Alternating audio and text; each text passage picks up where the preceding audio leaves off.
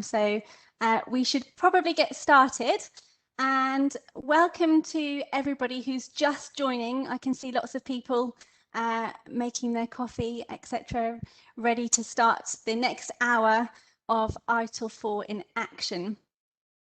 So let's crack on to the next slide. Hopefully everybody can hear and see me. Do put things in the chat if you need anything answering.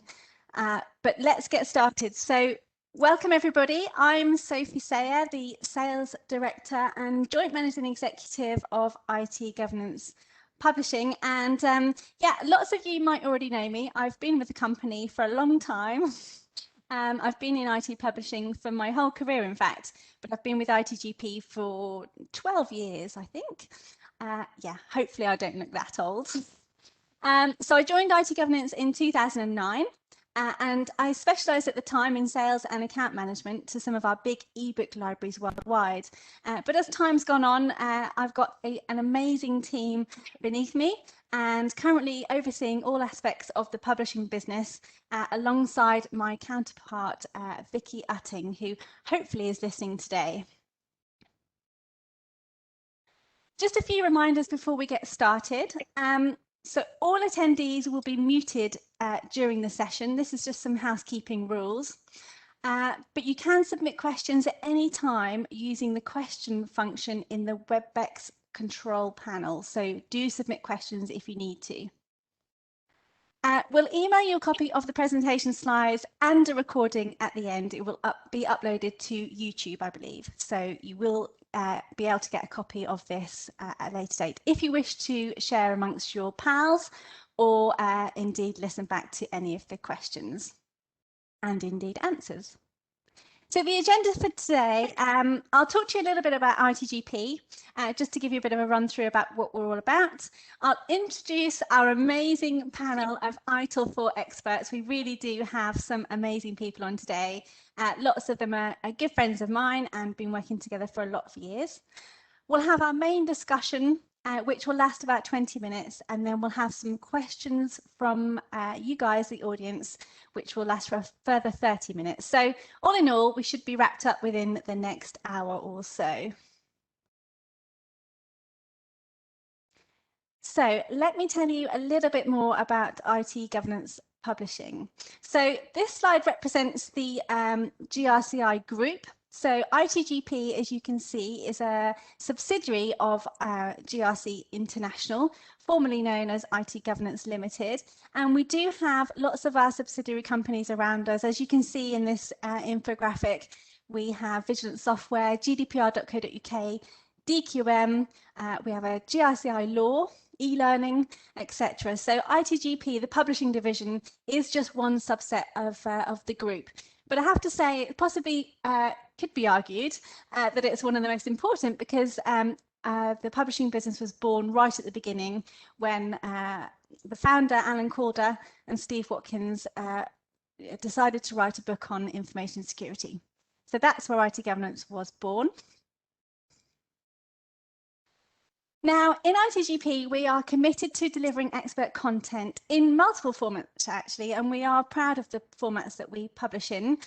We were the first to market in audiobooks, for example. We have some really agile publishing processes which allow us to get content to market very, very quickly. And we do collaborate with industry experts to produce high quality publications. Now, it's worth noting that lots of our authors come back and publish, second, third editions, 4 or 5 books. We do have a really good relationship with our authors, and Claire Agata, who's on this call, is a big example of that. So we're very proud of what we have achieved. So like I say, we publish books. We publish books in all formats. We have another product category called toolkits, where the very lovely Erin comes in, who's also one of our panelists today. Erin helped design our ITIL 4 toolkit. Our toolkits have recently been put into a subscription platform, which is all singing and all dancing, and can be purchased with a You know, you can have it reoccurring year after year. So lots of companies are already using that. We launched that a few months ago now. Like I say, audiobooks, we have about 20 of our books available in audio format. Audio has been a massive growth area for us through COVID. As you can imagine, lots of people listening because, of course, everyone's out walking and cycling and running, because let's face it, what else can we do? So audiobooks is a big growth area for us. And of course, our training aids, we have posters and things that companies can put up in offices to remind people on topics such as ITIL, but also things like information security and GDPR too. Just some key facts for you all before we move on to our discussion today. We have 130,000 books and pocket guides sold worldwide. We have more than 12,000 users on our Document Kits platform, which I've just spoken to you about. We have more than 250 titles live in our portfolio, and we're very proud that we've sold over 9,000 audiobooks so far around the world. So our business is very much international. So without further ado, let me introduce you all to our lovely panel today. So first up, if I can pass you to Claire, and Claire, would you like to just say a few words about yourself, please? Yep. Hi, Sophie. Hi, everyone. Thanks for joining us. Thank you to the people who've joined from the US as well. I know it's very early for you. My name's Claire Agata. I've worked in the service management industry for my entire career. So I started with ITIL version 2, and I had a range of roles, including operations, consultancy, and training. For the last 13 years, I've been the director of ITSM Zone, which is a service management e-learning company. And I'm also the founder of Scopism, which publishes the Scion body of knowledge and organises events for IT management professionals. So strong interest in service management, lots of different ways that I work with companies. And as Sophie said, I've been an IT governance author for a lot of years now. So IT Governance published my version 3 study guides, and now we've got the ITIL 4 books that we're working on together as well. Thank you, Claire. Erin, can I pass to you to give us a brief overview, please? Sure. My name is Erin Castile. I was a lead architect for ITIL 4 and an author of the ITIL 4 Foundation book.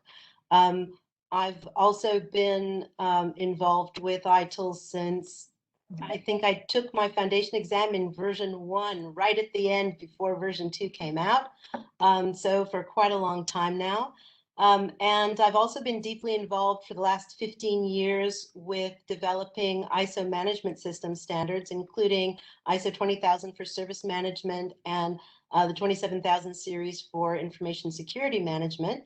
And as Sophie mentioned, together with the legendary Shirley Lacey, I developed the ISO 20000 and ITIL 4 toolkit for IT governance. In my day job, I work with organizations to design, implement, run, and improve organizational governance and management systems, and increasingly interested in how those can be really optimized for obviously digital transformation and evolution, but also including things like sustainability, other really important topics today. Thank you, Erin. You did indeed work with Shirley on our toolkit, and we're very proud. It's one of our best sellers, in fact. So just recently uploaded to the Document Kits platform. So thank you for that, Erin. Now, moving on to Roman. Roman, here's your slot. Go for it. Tell us who you are. Oh, I would have to start more or less like Claire did. So I started my career in service management in the early 2000s with ITIL 2, and had various roles in IT operations, support, consultancy, and training until 4.5 years ago I joined Axelos, particularly to develop and to participate in development of what we now know as ITIL 4. And my position in Axelos is the portfolio development manager for ITIL. And basically this means that I'm responsible for the content of ITIL 4 or for everything you don't like there. So if you dislike something in ITIL 4, I'm the one to blame. If you do like something in ITIL 4, it's the result of a wonderful collaboration of great authors such as Erin here. Okay, Thank you. thanks, Shari. And also very strict and thorough reviewers such as Claire. Also, I had a joy of reviewing a few publications of the IT governance publishing, particularly the ones are about or based on ITIL 4 and authored again by Claire. And yeah, it's also a great part of my job, interacting with such a nice and bright professionals. Thank you so much, Roman. It's nice to hear that it's absolutely a team effort, and we wouldn't be successful without our lovely group of authors and reviewers for our books and toolkits. So thank you very much for your time on that. Moving by no means the least or last to Akshid. Hello. How would you like to introduce yourself today? Sure, I'm just this guy, you know. Much like Roman and Claire, I got my start in IT service management back in the early 2000s with version 2. I've mostly been a consultant and working mostly for system integrators, tool implementation partners, and so on in the US as well as in the UK. I joined Axelos 4.5 years ago, just a couple of months before Roman, if memory serves. And I've been ITIL 4 architect. I've authored a few bits and pieces here and there across multiple books. I'm currently serving as the product ambassador for ITIL. And so part of my role is to also attend wonderful panel discussions like these. I host a few myself. Back in the olden times, I used to go to conferences and network with people and find out about interesting things that are happening in the world of service management. Lovely. Thank you, Akshay. That's amazing. It's lovely for you to join us today. And just a big thank you to Erin, because she's in Australia, so she's staying up late or having a late working day for us to do this panel discussion. It's worth mentioning as well that Axelos do, in fact, sort of accredit most of our ITIL 4 portfolio ITGP, so it's nice to be able to have that branding and work with such a nice bunch of people. Okay, so we'll move on to the next slide. So that's our lovely panel. We're now going to move into the main discussion on ITIL 4, and we'll be answering questions that have been submitted by you during the registration process. So for those of you, you might remember as part of the registration process, you had the opportunity to submit questions, of which we will put to the panel, and we'll spend about 5 minutes or so sort of answering each question and then move on to today's live audience. Okay, so the first question here that we've had is that, excuse me, what is the most important thing for somebody to understand about the difference between ITIL 4 and the previous versions of ITIL? Now, Erin, would you like to answer this one for us this morning? Sure. So the way that I tend to explain it is that with each version of ITIL, its universe has expanded. And this is the case again with ITIL 4. And that means that anything you already know about ITIL is still valuable. But with ITIL 4, we've just got something that's more complete. It's got more context, and it reflects how we work today. So if we think back to version 1 quickly, ITIL at that time was focused on detailing really specific technical practices so that organizations could benefit from learning how other organizations were increasing efficiency and effectiveness and working in a standardized way. And at that time, that was pretty revolutionary. And many of those ideas are still even reflected. ITIL version 2 then gave us that core set of 10 processes that all organizations needed to focus on at that time. And those again, help to increase that standardization and a real understanding, beginnings of an understanding of what is service management. Version 3 then gave us the service life cycle so that we could better understand how those different processes needed to work together to deliver services. So this more complete ITIL 4 universe reflects our digital age and our volatile, uncertain, complex, and ambiguous environment.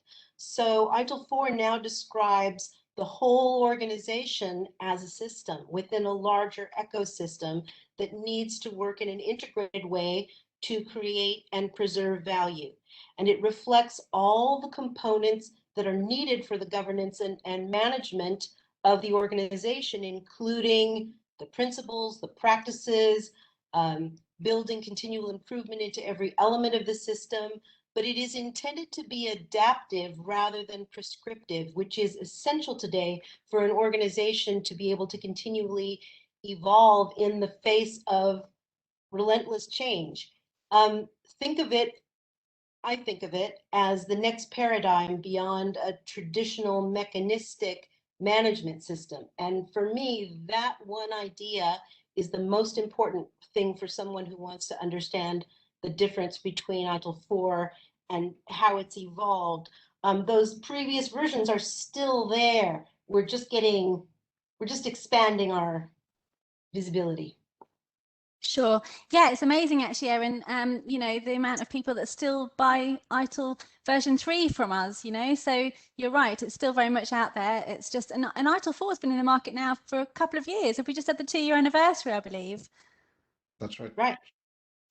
Perfect. Okay, thank you very much, Erin. That was amazing. Don't forget, guys, that you can start submitting your live questions in the chat function for as and when we get to that point. So we'll just move on to the next question, which has been submitted in the registration process, and that is, what are the benefits of becoming ITIL 4 certified? Now then, who would like to answer this one?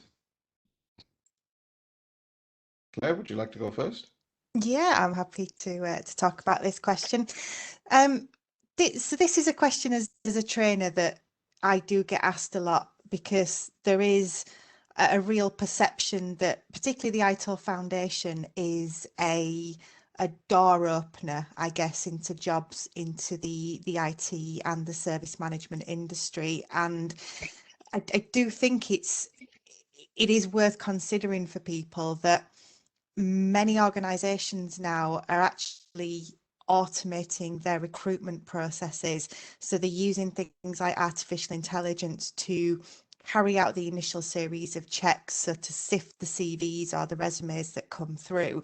And they will be looking for candidates on a very algorithmic basis because of this process that they're using. So if you are looking at job postings and they are asking for ITIL certification, quite often having that on your CV or your resume is something that's going to get you beyond that first stage and actually further on into the interview process. So we can look at that and think, okay, that's quite an impersonal and I guess quite a commercial way of looking at it. Will this help me get a job or not? But then the other way of looking at it is, what are the benefits to you as an individual? So how will this help you in your career? And I think back to the very beginning of my career. So my first jobs that I had were in retail organizations, they were in customer service, and eventually I found my way from there onto an IT help desk, and the company that I was working with at the time sent me off onto the ITIL V2 foundation course, which, as Erin's just mentioned, that the syllabus was tiny compared to the concepts that we cover in ITIL 4 courses now.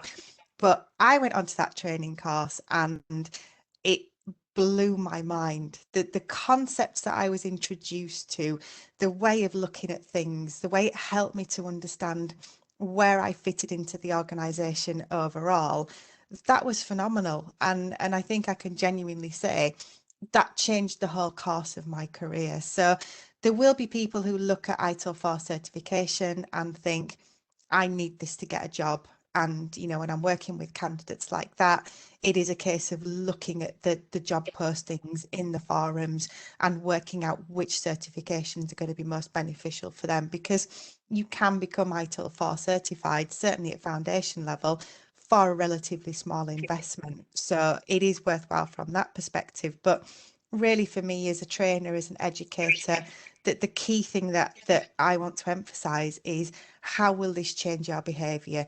How will this help you to deliver value? How will it change your thinking?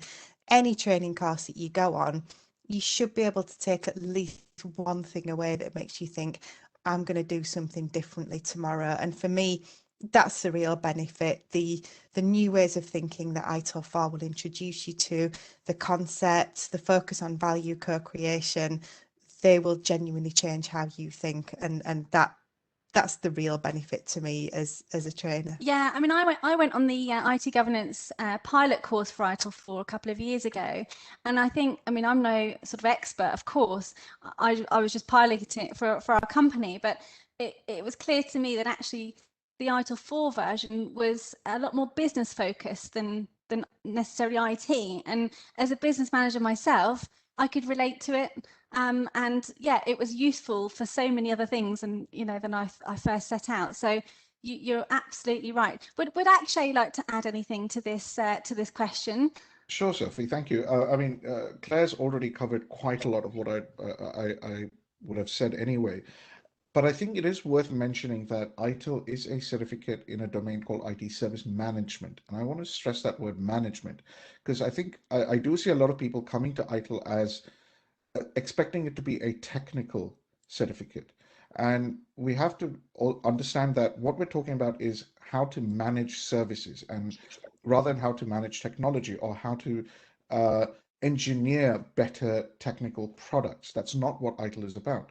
So if you're interested in developing your career along a more of a management track rather than an engineering track, ITIL is definitely something that you should consider.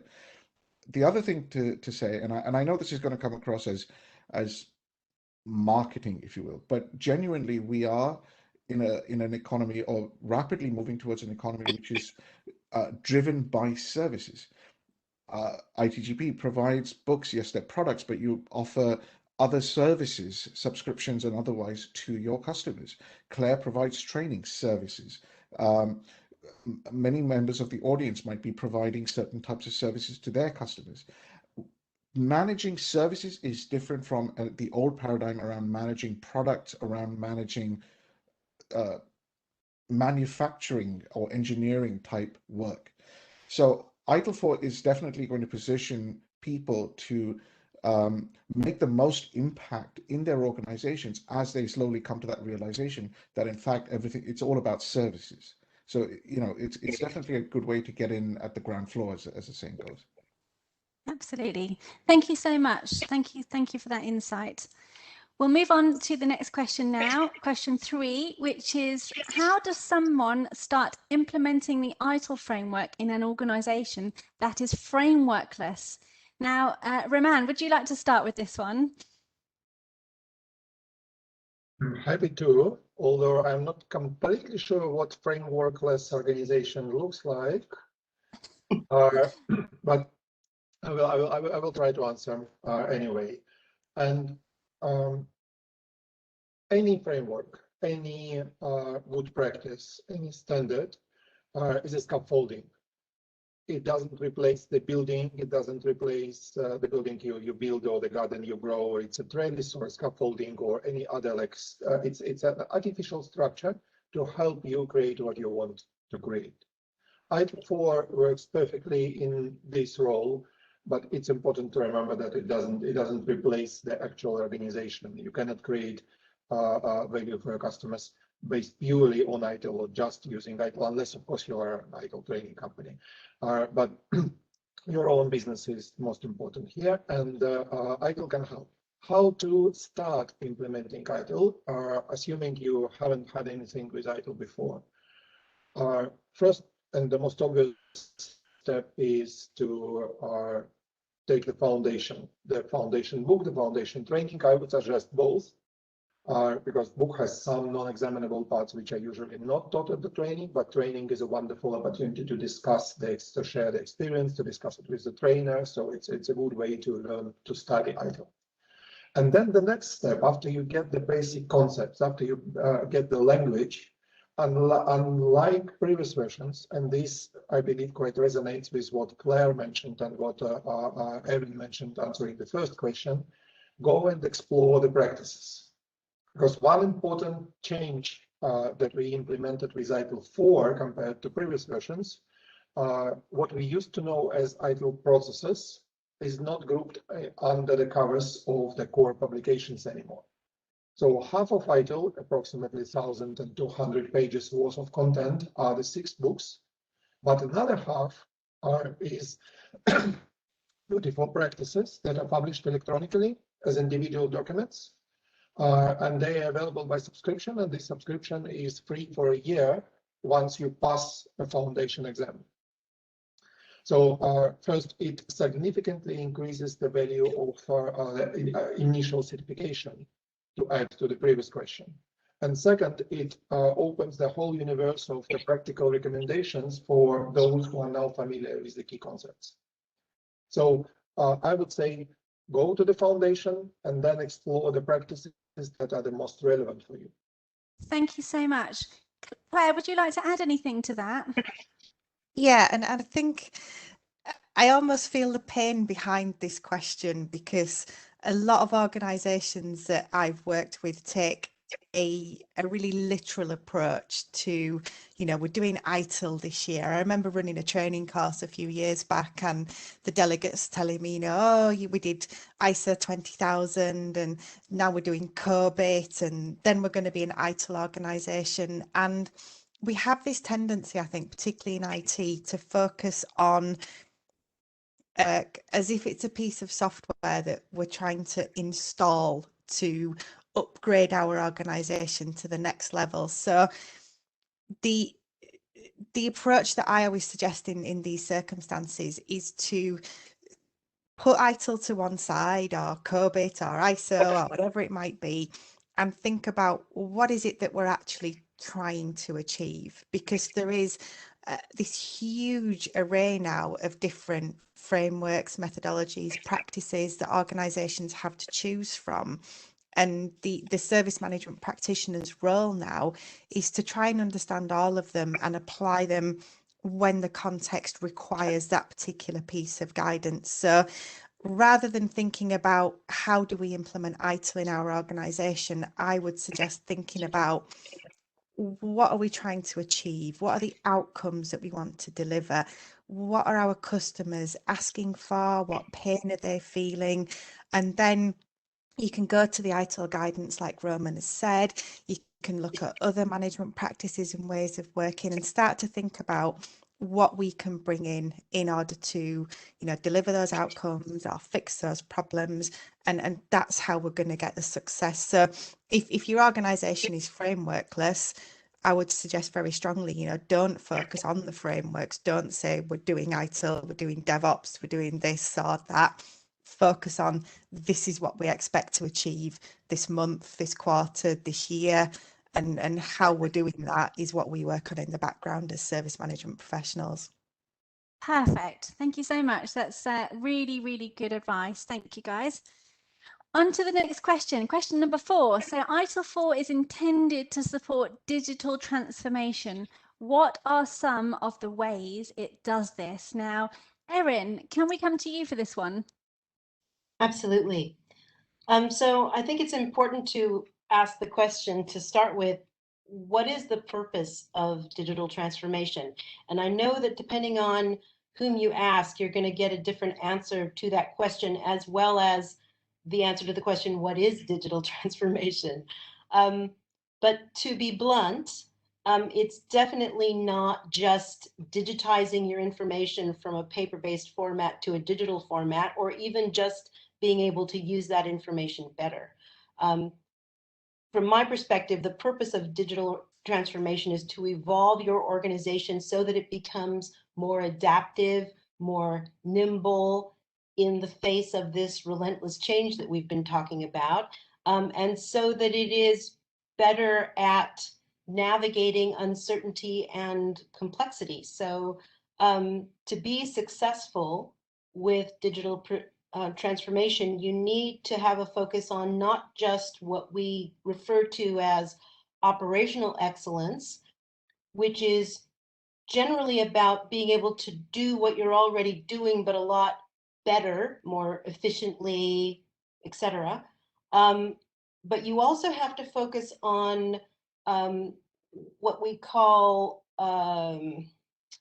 experiential excellence, which is really about being able to rapidly identify and deliver new customer value propositions, for example. And that requires innovation, and that is actually doing something different than what you're doing today. And you have to be able to do both of those concurrently in order to be successful in this new world.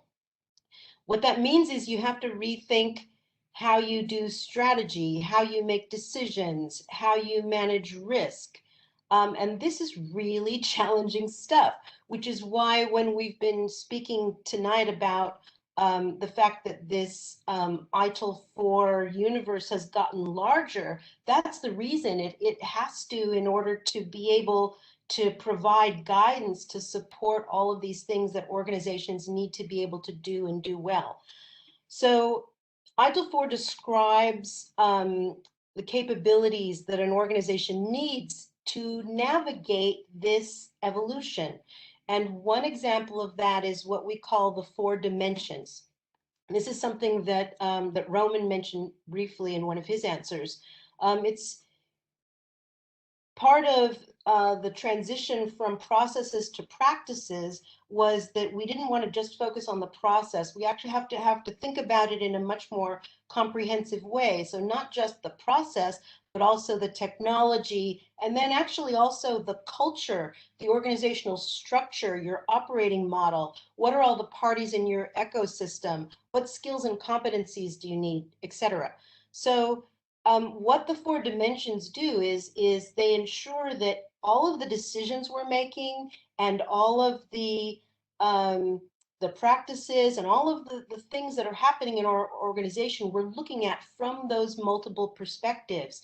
And that is really a core way that we're going to be able to become more adaptive in this way that we've been describing.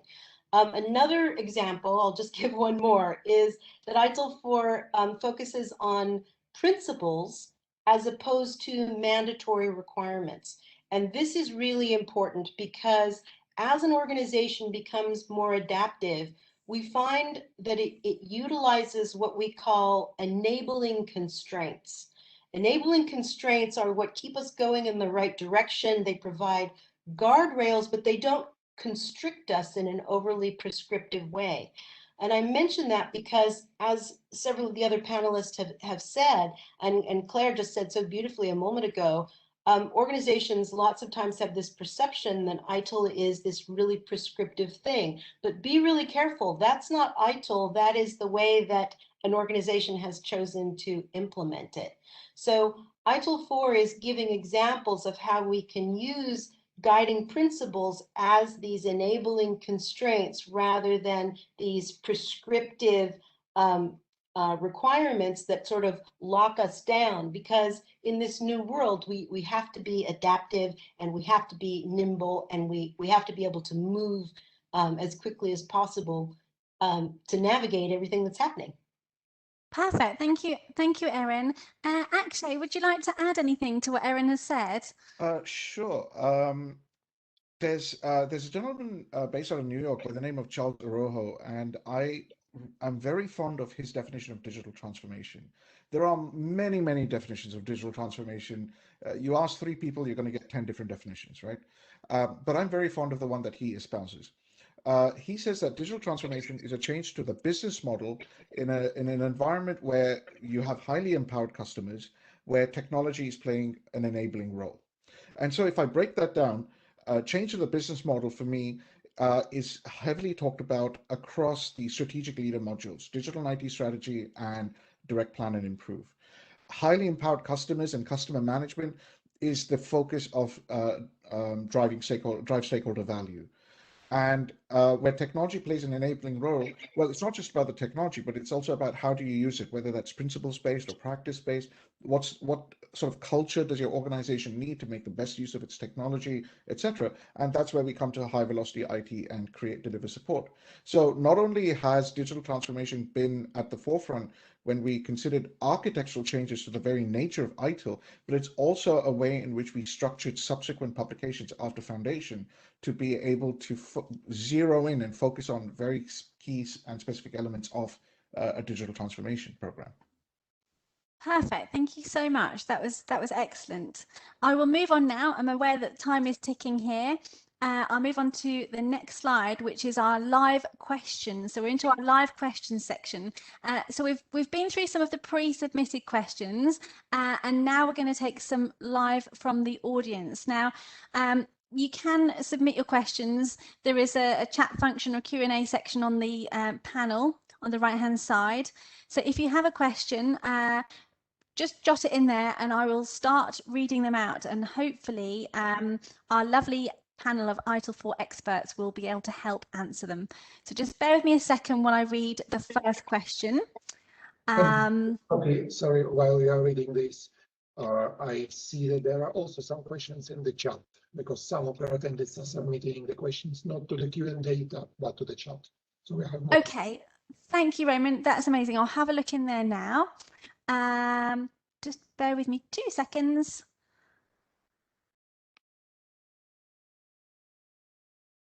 Okay, so we have a question from Mohammed. How ITIL 4 is implemented in DevOps methodology? Does anybody, who would like to answer that one? Okay, I'll go. Go on then. So first, let's please understand, and we covered this topic before, you do not implement ITIL. You implement tools, you implement processes. ITIL is adopted. It's a framework. It's a philosophy. DevOps is very, very product focused. DevOps is the goal of adopting DevOps. You don't implement DevOps either. The goal of adopting DevOps is to increase collaboration, create fast feedback loops that you can learn from, and continuously experiments that you can create quality software features and fixes and get them into production as quickly as possible. Now, you may stretch that definition and call it BizSec, DevOps, whatever, right? You can grow that acronym as much as you want, but the core remains the same. You're focused on software features and fixes. ITIL, on the other hand, is focused on the service that the product is helping deliver. I'll give you a short story which will hopefully elaborate on this. Some years ago, my family and I were headed to a restaurant, and my daughter, who was then 4 years old, said, "Daddy, there are 2 types of people who work in restaurants, the cooking people and the giving people."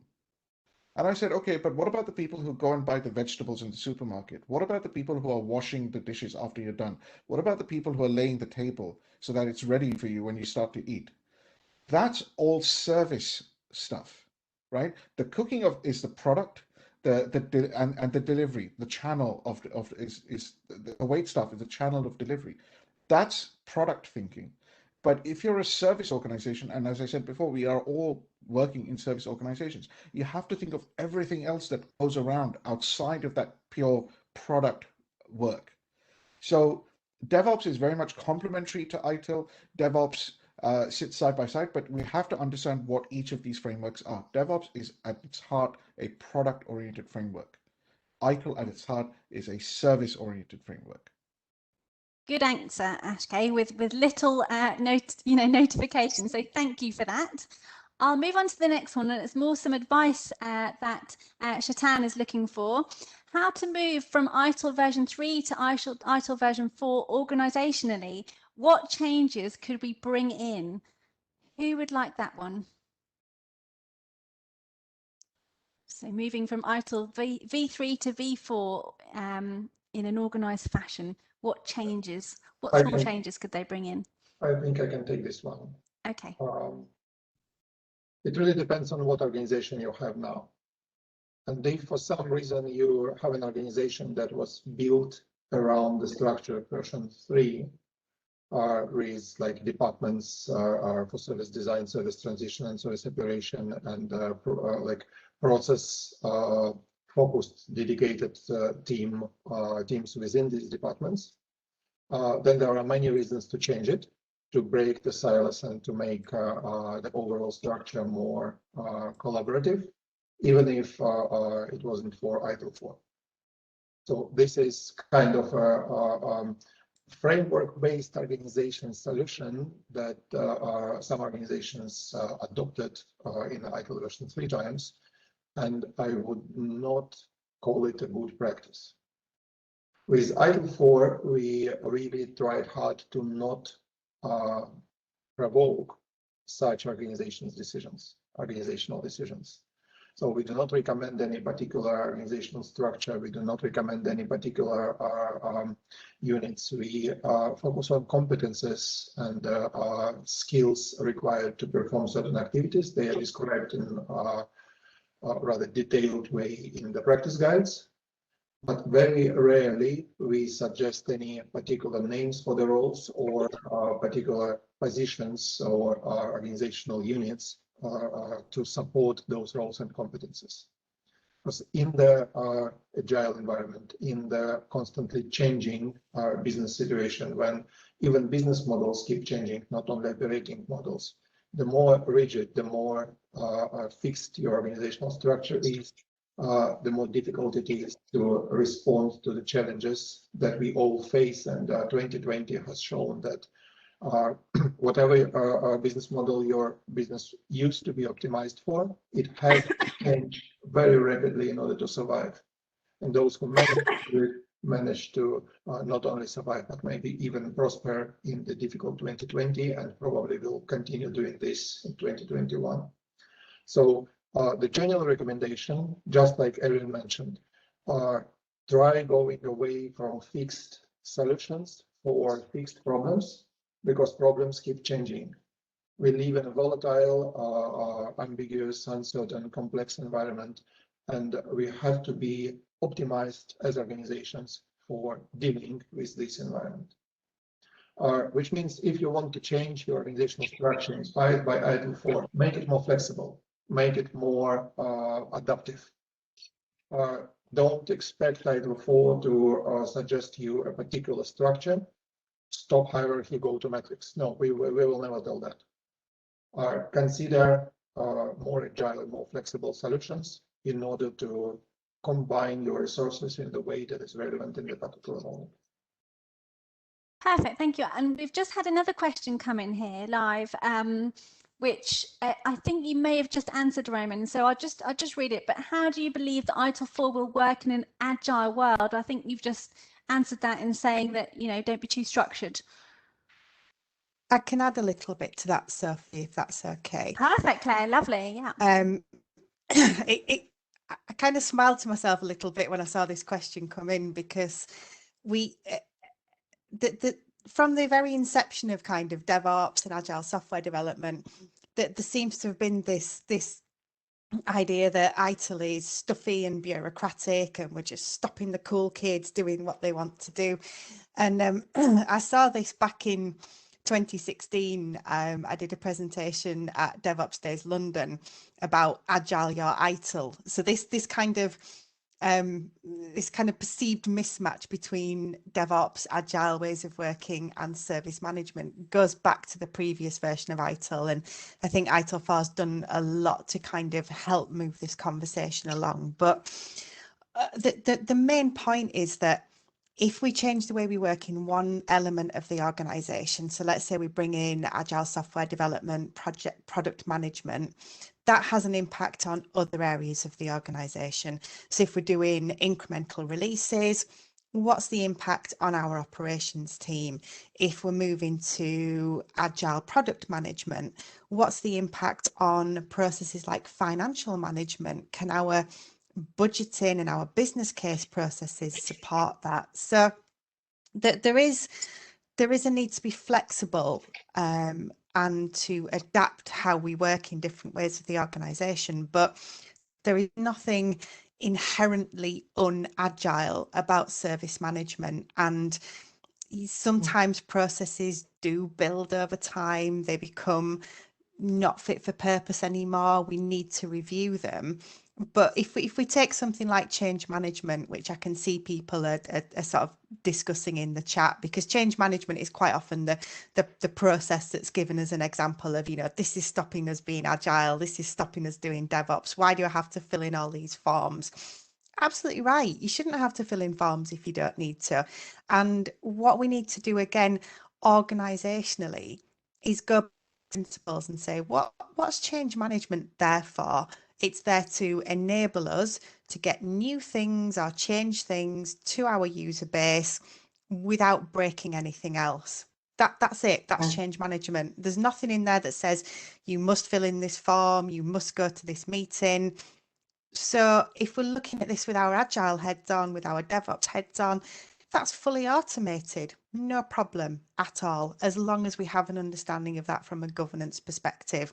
If we've built a tool chain, if we've got automated testing, the regression happens as soon as something doesn't pass the test, that falls within the definition of change management. So again, I'd kind of urge everybody who's watching to move your thinking beyond, is this agile, is this DevOps, is this ITIL, and think about, what is it that we are trying to do? Because there's elements in ITIL 4, there's elements in agile and DevOps thinking that are all going to help us to move towards this goal. But think about the principles, like Erin was mentioning, these enabling constraints. What are we trying to achieve? And if we can move away from thinking we must be an agile organisation, we must be an ITIL organisation, we'll actually get to the results, and that's where we want to be. I can offer a Perfect. very practical example of this in action from my own experience. Just before I joined Axelos, I was working at BP, British Petroleum, as part of an AWS adoption team. And the engineers had this very same complaint. Oh my God, ITIL, horrible. We have to, fill out all this documentation. We've got to go to a cab that's every 2 weeks. It's made up of people who don't know anything about what we're trying to do, et cetera, et cetera. And I said, okay, but look at it from their point of view. They are adopting a risk-based approach here. They have no idea what you're trying to do, and they're trying to get a better sense of it. So rather than complain, have you actually tried engaging with them to be able to say, okay, our architect, a very senior leader in the IT organization, has signed off that these types of changes are not going to break anything. So I created that for the engineers. I went to the cab, and I said, our senior architect has signed off all of this. We are well within risk parameters. If something breaks as a result, then sure, come down on us on a ton of bricks. But until that happens, we should be okay. And they said, yeah, that's fine. So again, it's a very practical risk-based approach. You're trying to manage risk, and you're trying to help the other parts of the organization manage risk and deliver value. So change is there to balance value against risk, as Claire said. 5 years later, that spreadsheet is still in use, by the way. So simple things work. You don't have to overbeat the egg here. We love a spreadsheet, don't we? Anyway, I think the next question might be for you, Claire, as our expert ITIL trainer. How can the listeners do the ITIL 4 Foundation certification? How long have we got? So I mean, one thing I would recommend is if you Google ITIL 4 Foundation questions answered, you'll find a blog that we've written that covers a huge amount of detail on this. It's on the ITSM Zone website, and it does cover all the different study approaches, all of the different options, who's who in the scheme, all that kind of thing. So, but to kind of précis it here, it's not mandatory to take a training course in order to take the ITIL Foundation exam. So you can self-study. There's a lot of free material on the internet, but be very careful with it because some of it's out of date or it's not accredited. So it's not all up to standard.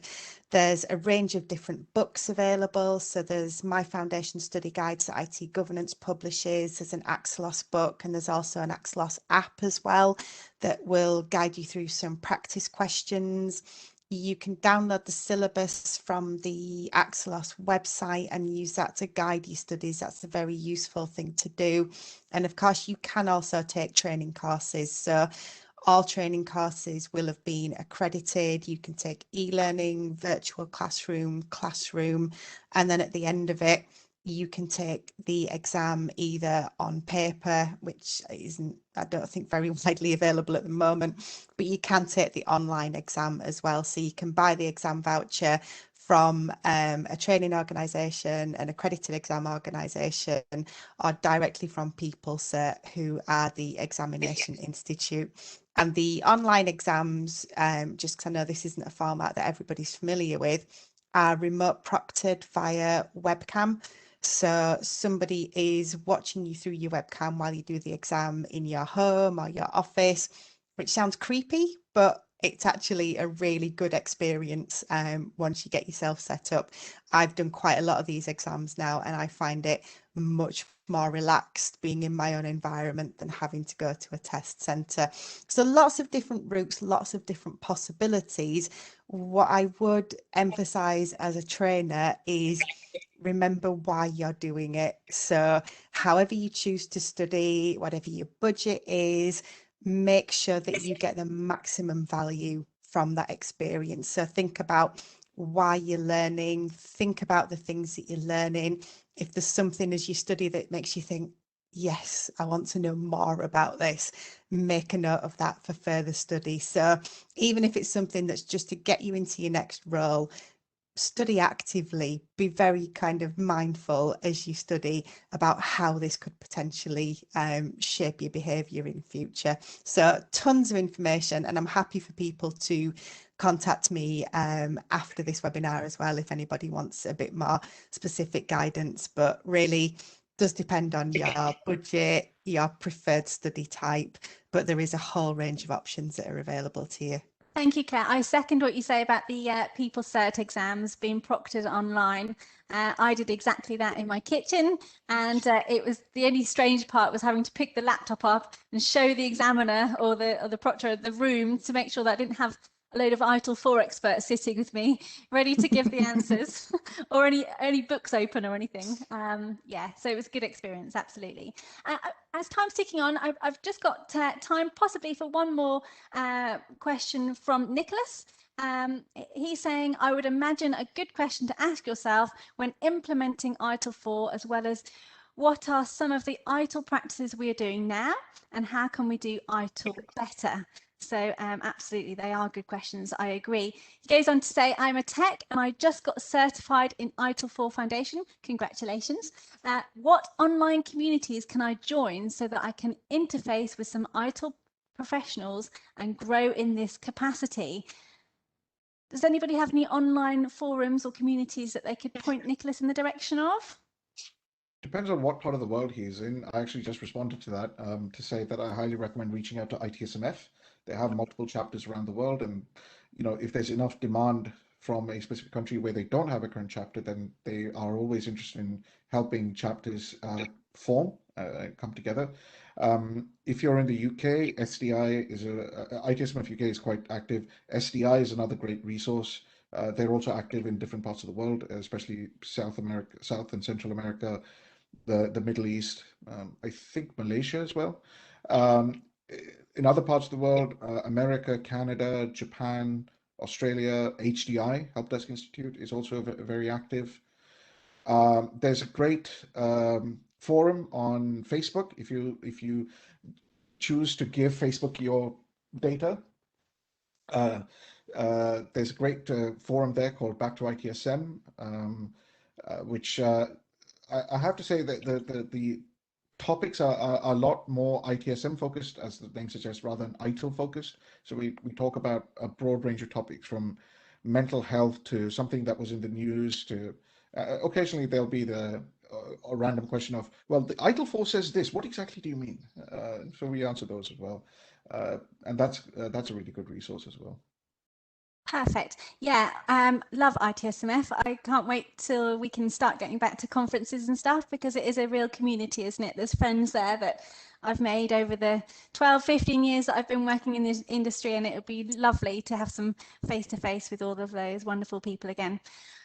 Good answer, Akshay. Thank you very much. Okay, we'll move on because time is ticking.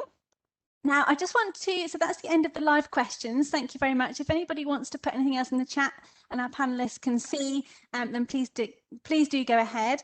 But just before we finish, I just wanted to run you through actually how we can help at IT governance.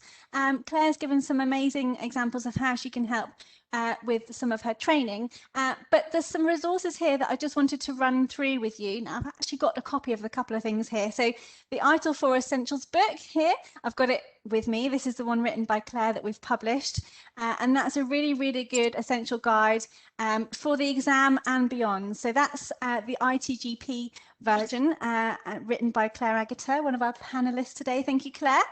And I also have with me the official ITIL 4 Foundation book here. Now, this very much covers the course and the exam. It's a bit more expensive, but what I would say is actually when I did my ITIL 4 course, I actually used both of the publications sort of in sync with each other. So our book is fully licensed by Axelos, so you can use them both together if you wish. So that's the books, and they're both available on our website, www.itgovernancepublishing.co.uk. We also have our own ITIL 4 Foundation course at IT Governance, which I can give you some more information on if you wish after the webinar.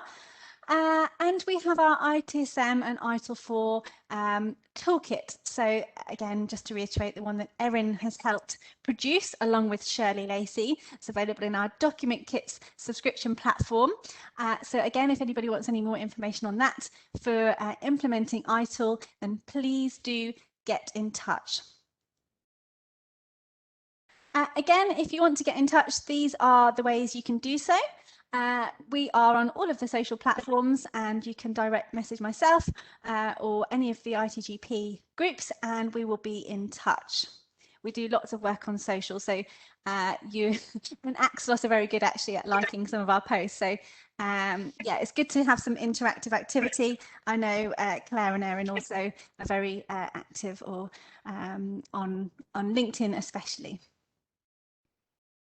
And that's it. We've just got, yeah, just in the nick of time. So thank you so much for joining today, the ITIL 4 party. I hope you've all had a lovely time. It's been really insightful. And I just want to say personally, a really, really big thank you to Claire, especially for putting us in touch with all of these wonderful panelists, some of them who I have met before, some who I haven't, but it's really lovely, and I'm sure we'll continue to be good friends now as we continue in our ITIL 4 journeys. So thank you very much. Panelists, would you like to say anything further? No, just thanks everyone for joining in the questions. I just want to say, if you want to find out more about ITIL, we do a podcast. We also do videos on YouTube, panel discussions, and various other bits and pieces. So you can follow us there as well. Use your whatever app you want to use to find the podcast, but there's some good content there as well. Lovely. Yeah, audio, like I said earlier in the presentation, is massive. So thank you for that, Ashkay. That's brilliant. Okie doke. Well, from me, Sophie Sarah, ITGP, I wish you all a wonderful day, and we'll see you all soon. Take care. Bye-bye. Thank Bye, you. everyone.